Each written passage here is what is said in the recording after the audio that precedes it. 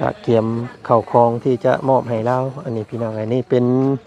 รถมอเตอร์ไซค์เนาะคู่ใจของเราพี่น้องตั้งแต่เป็นรถคันแรกของเราซื้อเองว่าซั่นซะเนาะทางตัวเมย์เพิ่นว่าอยากเอาให้เราเอาไปขี่ว่าซั่นพี่น้องเอ้ยที่ตอนนี้ขี่เราแม่แป้งแม่อันเดือนให้นั่นยังแต่ว่าอันนั้นเด้ออันโคกตัวน้อยนั่นมาให้เราน้ำนี้กำลังขี้ดินนั่นขี้ดินเด้อนั่นเจ้าไปขุดใช้ถุงยางเด้อลูกเด้อไปขุดเอาแล้วก็เอาพ่อเอ้ยเฮาปั่นดินให้นี่นะให้เจ้าข้าวสารเต็งก็ให้แล้วครับนี่แหละดินให้ดินหน้าที่พ่อแบ่งปันให้ลูกนี่แหละนี่ลูกที่มาแบ่งปันให้พ่อเนาะครับเฮ็ดไปซาวเอาอยู่พวกภูมิทางหน้าพุ่นเด้อพ่อเด้อลูกแบ่งให้พ่อ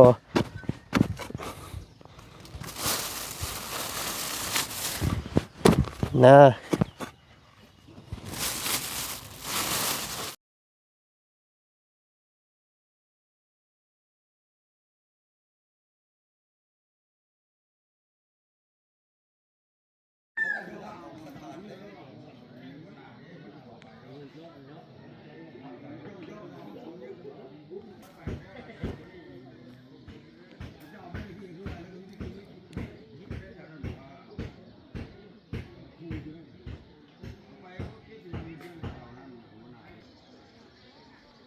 ไปเรื่อยๆมาคิดถึงสองเพลงยี่กัน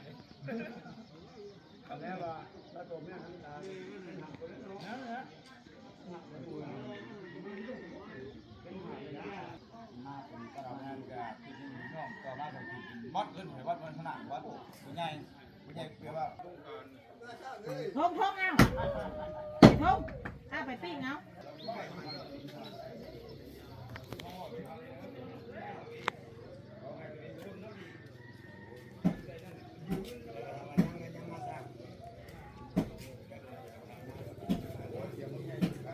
แสงสุรีกำลังโผล่ขอบผ้าพี่น้องเลยการเวลาของผู้เป็นพ่อกำลังสิใกล้มาแล้วเนาะและประมาณช่วงบ่ายๆพวกเราก็สิได้พากันไปส่งตู้พ่อเพิ่น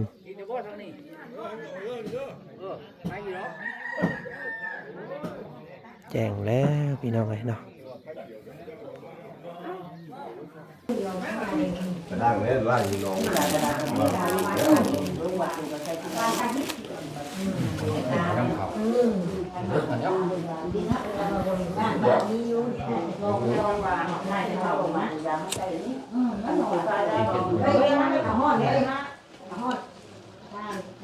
บ้านเห็นได้ถูกจะบอกเองใช่หรือไม่เนี่ยมันสองว่าจะมีบ้านที่ไปไทยที่ยังปิ้งอยู่นี่นะมัดอ่ะเขาบอกว่าปิ้งอยู่เลย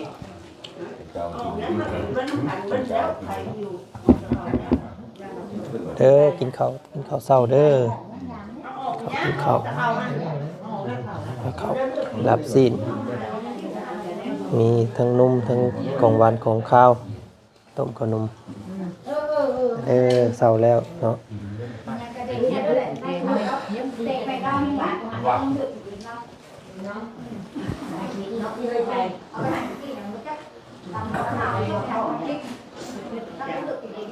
ตักทายสบายดีพี่น้องเนาะบรรยากาศตอนเช้าๆตอนนี้ก็กำลังย่อเข่าแก้วเคยเนาะผู้ที่เพิ่นมาอุ่นนี่แหละพี่น้องเนาะญาติพี่น้องเอายกย่อเฉพาะพี่น้องก่อนส่วนเช้าๆกินข้าวแล้วก็สิได้ทำการยกย่อเข่าแขกที่เพิ่นมากินทานบ้านนี้พี่น้องช่วงเช้านี่ก็สิพากันกินข้าวก่อนเนาะ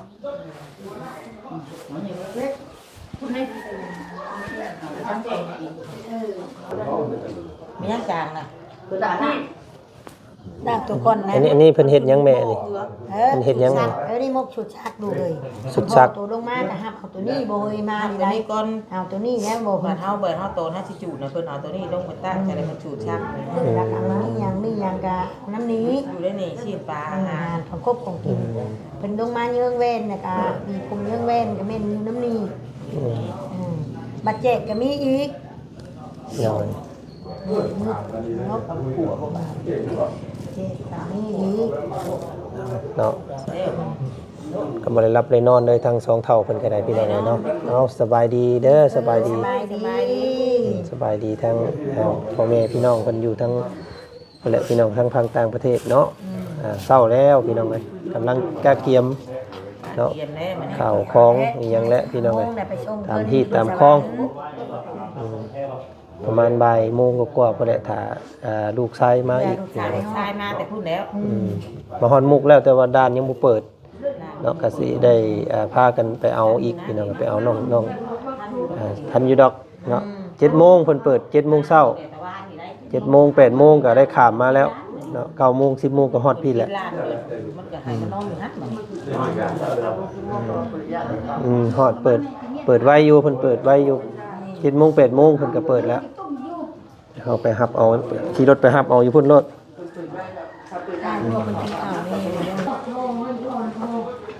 พี่น้องบางคนก็อาบน้ำอาบท่าเนาะปั่นเช้าก่อนกินข้าวก่อนส่งเช้ากินข้าวทางพี่น้องเฮาเองก่อน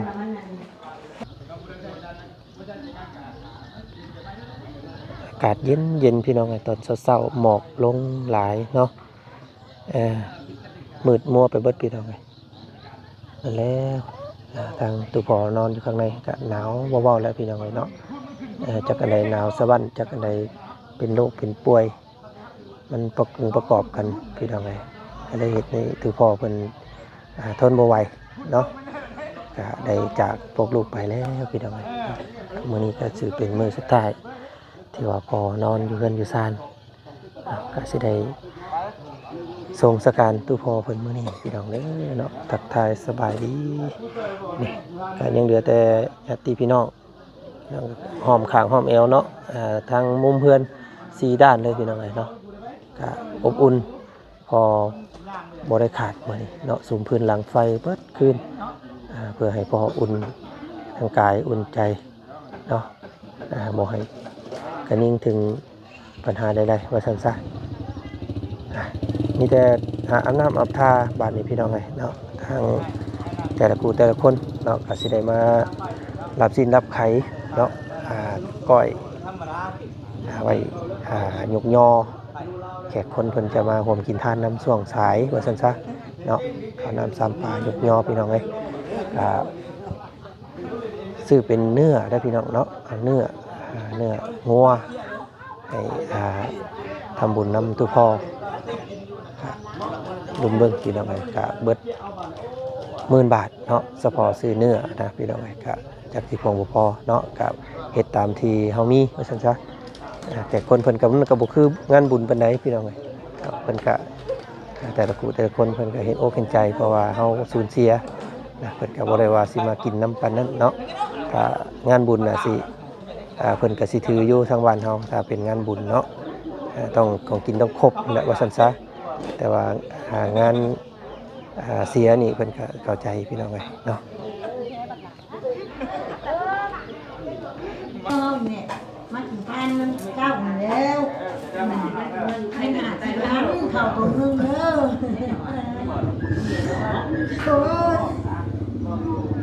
โอ้ยเจ้าพ่อมาหาก่อนเนาะก่อนจะเอาหน้ามากินเอ้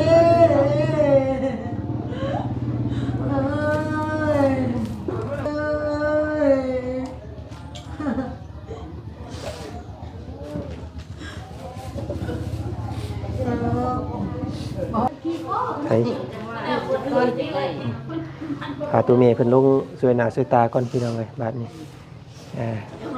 อาบน้ำอาบในก่อนนะครับเอาเพิ่นอยู่พุ่นน่ะ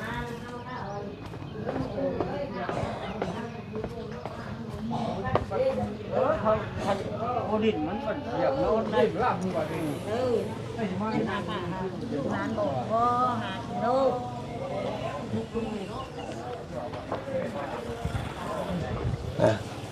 ลงมาค่ะลงมา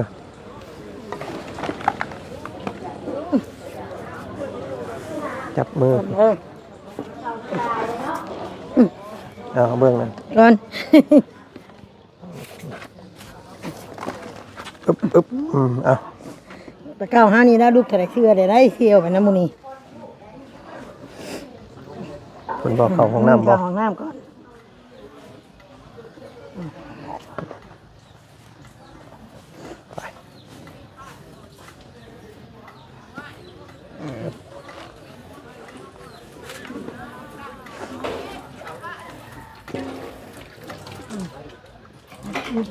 ผู้ใดเขาห้องนั่นบ่เอา ย่อออกไปหับลุงเลยเด้อ ไปออกไปฮับเพิ่นไปผู้เดียวก็ได้บ่ได้ติได้อยู่แล้วว่าขับรถขับรางเบิ่งได้ไปมีหมู่ไปอีกบ่ผู้หนึงฮะต้องมีหมู่ไปนำมีไปแน่สินั่นไปนำได้แน่ เงานอนติ เอามันก็มีพี่ผู้ปากหมู่เว้านำมันแล้วเนาะ นอนช่ำ ทางนี้เป็นแผนกหนึ่งข้าวหนึ่งน้ำพี่น้องเนาะซอยเครื่องกินของครัวเนาะหนึ่งข้าวเป่าไผ่เป็นหม้อต้มหม้อแกงทางนี้พี่น้องเลยเนาะก็พาลุงเนาะญาติพี่น้องทางสองพังสองพายทางบ่าวจันก็มีเมนูเซอร์ทางป้าหน่อยป้าใหญ่เนาะแล้วก็อาพี่น้องเลยเนาะน้องของพ่อและมาครบหมดเนาะนี่วัดหวังกันไว้ว่าสิมาตอนรับตูพอแบบมีลมหายใจพี่น้องแต่ว่ามาหับเพิ่นแบบนี้เนาะก็เอาเสียอกเสียใจพี่น้องเลยทางแม่ปู่แม่ย่าก็ได้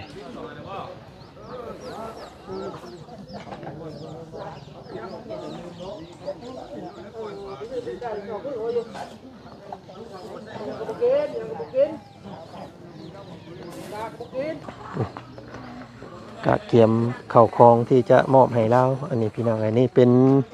รถมอเตอร์ไซค์เนาะคู่ใจของเราพี่น้องไอ้ตั้งแต่เป็นรถคันแรกของเราซื้อเองว่าซั่นซะเนาะทางตัวเมย์เพิ่นว่าอยากเอาให้เราเอาไปขี่ว่าซั่นพี่น้องไอ้ ที่ปั๊มขี้ เราอันนี้ก็เป็นมอเตอร์ไซค์ที่ว่าเราฮักที่สุดแต่ว่ามันก็เพแล้วแหละพี่น้องไอ้ขี่บ่ได้แล้วเอาไว้ก็เป็นอันนี้แหละแต่ว่าเราขี่อยู่ตอนที่ว่าเรายังอยู่เราแปลงอยู่ไหน ม เรามาเห็ดได้ เราซ่อมเราแปลงเรา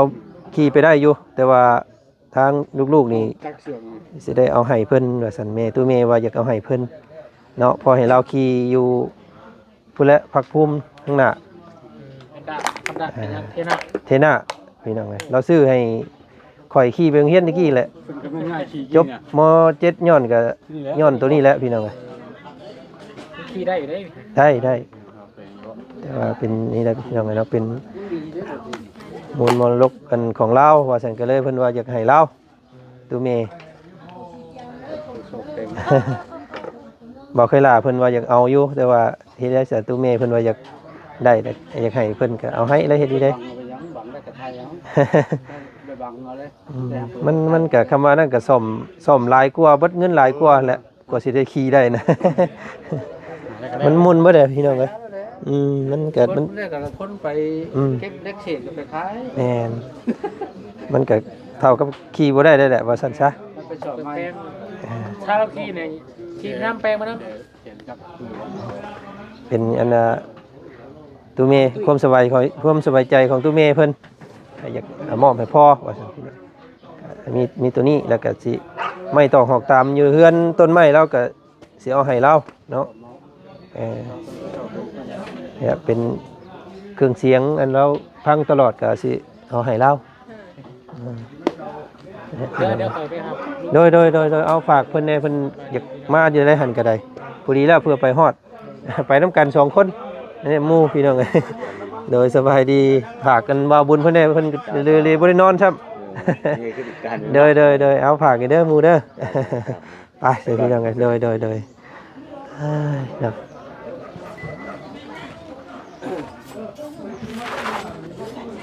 และพี่น้องเอ้ยเนาะก็จักสิถึกจักสิผิดแต่ว่าตู้แม่เพิ่นความสบายใจเนาะอยากอันมอบรถคันนี้ให้ตู้พอมันก็บ่ได้ใช้นะพี่น้องมีแต่ไก่ขี่ใช้ซื่อๆแต่แล้วนั่นก็เลยให้เล่าซะพอสั่นพี่น้องเนาะเอามอบให้ตู้พอเลยพี่น้องเลยเนาะรถคันนี้แล้วบ่อาบน้ำตรวจขอเลย หมูทั่วซ้ำดอกตำบึงหนาวซ้ำ ขึ้นเทิงว่าบ่ให้ขึ้นมันขึ้นบ่ได้ล่ะ เอ้าเพิ่น ขึ้นพุ่นได้ บ่ขึ้นก็ย่าเฮือนพุ่น บ่ให้ขึ้นนะว่า มีหยังแน่สิให้เรา นี่นะเอาขึ้นมาในร้านมาให้แล้ว มีหยังก็บอกให้อันคนเอามาให้เอา เราบ่ให้ขึ้นแล้วว่าโตบ่ต้องขึ้นนะว่าเขาลงมาให้ สิมีเครื่องของอิหยังอยากเอาให้เราก็ บอกแม่แต่งแล้วอันเรื่องอันให้นั่นยังแต่ว่าอันนั้นเด้ออันโคกตัวน้อยนั่นมาให้เราน้ำนี้กำลังขี้ดินนั่นขี้ดินเด้อนั่นเจ้าไปขุดใส่ถุงยางเด้อลูกเด้อไปขุดเอาแล้วก็เอาพ่อเอ้ยเฮาปั่นดินให้นี่นะให้เจ้าข้าวสารเต็งก็ให้แล้วข้าวเปลือกก็ให้แล้วมะพริกก็ให้แล้วเกลือก็ให้แล้ว ยังดินเนาะ ยังดินลูกเอ้ยดินนั่นเดินเฮาปั่นเจ้าเด้อพ่อเด้อเจ้าปั่นให้เฮาแล้วก็เฮาปั่นให้เจ้าไปอันสวรรค์แล้วตัวบอกฉันเนี่ยมาใช้นี่เนาะกระถางแม่ให้ยังแต่โคกโอเค มีแล้ว เดี๋ยวไปขุดดินให้เพิ่นก้อนสันเป็นความเชื่อพี่น้องเอ้ยเนาะเพิ่นนับถือกันมาบ้านเมืองเฮาบ้านเฮาเมืองเฮาเนี่ยนับถือแบบนั้นมีรถมีหมอแหกแตกกระโปะพบมีหวดมีแห้งมีต้องกระทะเอาไว้ให้กินขุดดินให้เพิ่นก้อนบาทนี่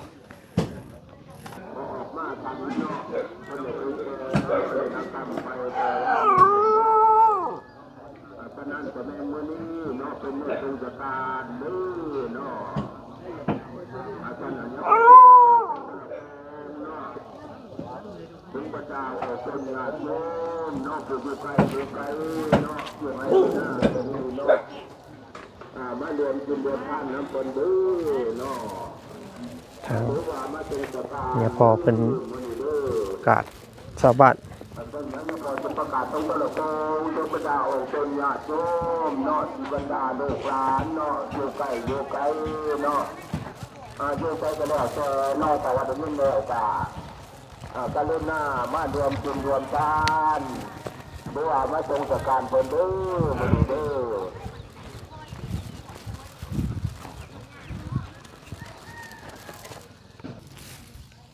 เนาะขุดเอาดินให้ดินหน้าให้ตู้พอกันเด้อพ่อเอ้ยนี่แหละดินให้ดินหน้าที่พ่อแบ่งปันให้ลูกนี่แหละนี่ลูกที่มาแบ่งปันให้พ่อเนาะครับเห็ดไปซาวเอาอยู่พอภูมิทางหน้าพุ่นเด้อพ่อเด้อลูกแบ่งให้พ่อ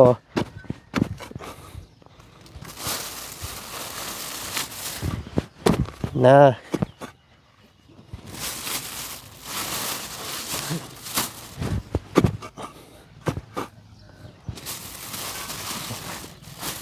ดินหน้าลูกแบ่งให้พอให้ลูกก็ให้พอดินหน้าแล้วก็ดินเดินดินหน้าลูกสิเอาให้เบิดเพราะนี่ก็เป็นต้นไม้ที่พอหักคอห่วงเนาะนี่แหละเฮือนชานกับมั่งแล้วพอเอ้ยมั่งเบิดแล้วนั่นว่าอยากให้พ่อหายพ่อเศร้า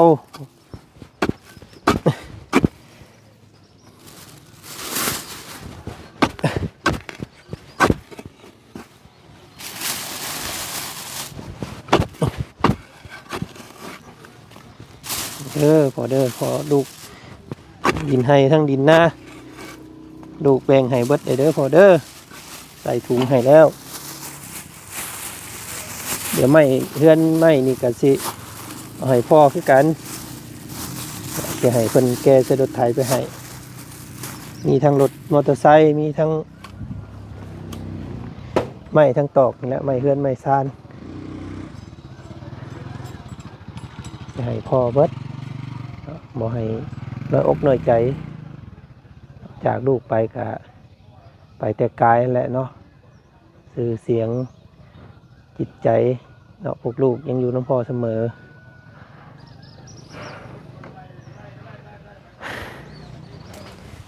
พี่น้องได้ละ2 ถุงเอาไปโฮมไว้เนาะเดี๋ยวสิให้เพิ่นมาแกะเอาไม้นี้อีกพี่น้องเลยเด้อพ่อเอ้ยเนาะไปอยู่พักภูมิที่ดีเด้ออย่าห่วงน้ำต้นไม้ต้นตอกพวกลูกสิเบิ่งสิแย่งให้เนาะสิบ่ขาบ่ขายสิกินสู่ลูกสู่หลานเพิ่นแหละพ่อเอ้ยเนาะสิรักษามูลมังมรดกที่พ่อทอดให้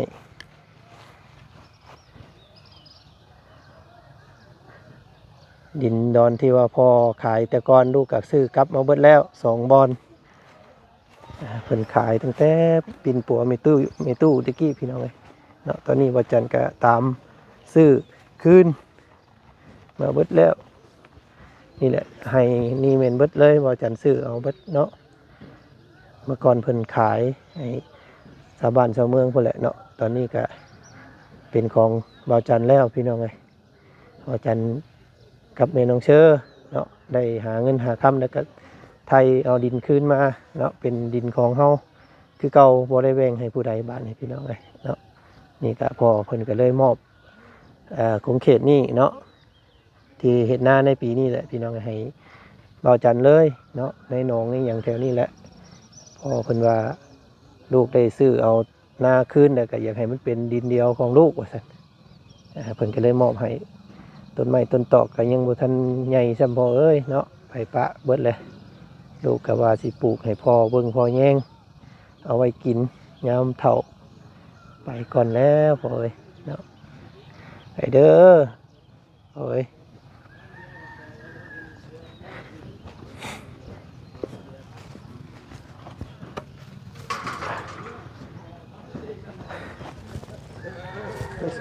ถุง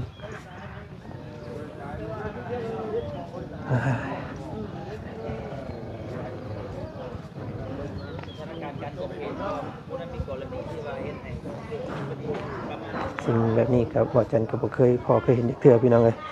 เนาะครั้งแรกนี่แหละบางของเอียงเป็นอื่น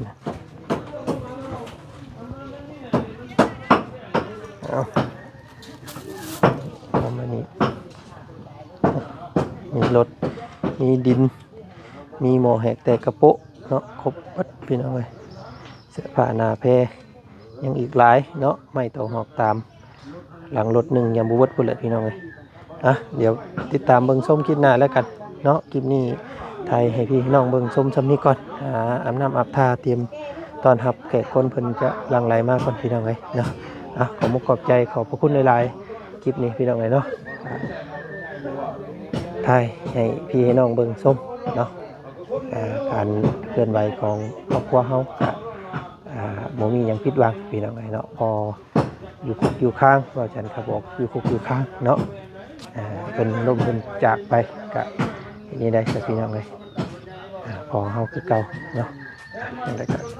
พบกันใหม่คลิปหน้าคลิปนี้ไปก่อนพี่น้องเลยสบายดีเด้อเนาะ